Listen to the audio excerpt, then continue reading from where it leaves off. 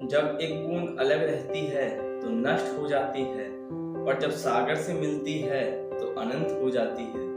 नमस्कार, मैं हूं अजय, आज फिर से एक नई कहानी के साथ। एक बार एक व्यक्ति अपने गुरु के पास जाकर बोला कि हे गुरुदेव, मुझे दुख से छूटने का उपाय बताइए।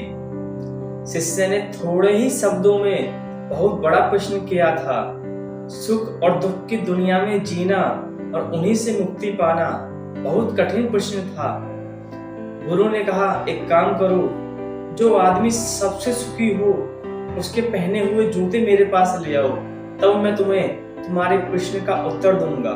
शिष्य चला गया। एक घर में जाकर उसने पूछा, भाई तुम तो बहुत सुखी लगते हो, अपने जूते सिर्फ आज के लिए मुझे दे दो। उसने कहा, कमाल करते हो भाई, मैं सुखी कैसे हो सकता हूँ? मेरा पड़ोसी इतना बदमाश है कि मैं आपको क्या ही बताऊं। ऐसी स्थिति में सुखी कैसे रह सकता हूँ? मैं तो बहुत दुखी इंसान हूँ। तब वह दूसरे घर गया। दूसरा बोला कि भाई सुख की तो बात ही मत करो, मैं अपनी पत्नी की वजह से बहुत परेशान रहता हूँ। ऐसी जिंदगी से तो अच्छा है कि मैं कहीं जाकर साधु बन जाऊं। मैं तो बहुत दुखी इंसान हूँ।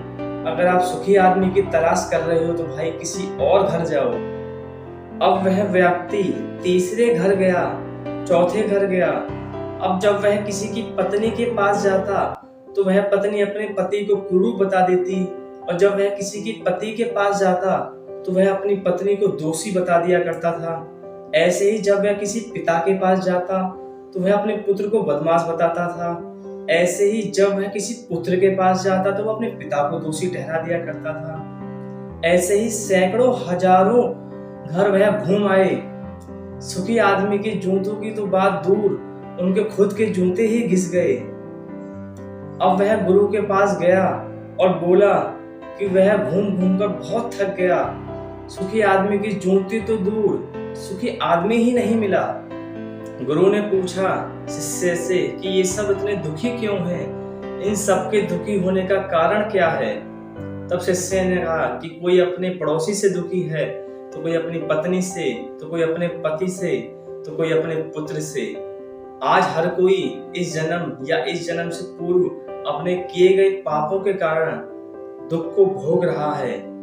गुरु ने बताया कि सुख का सूत्र क्या है। दूसरों को नहीं बल्कि अपने आप को देखो, खुद में झांको, खुद की काबिलियत पर गौर करो।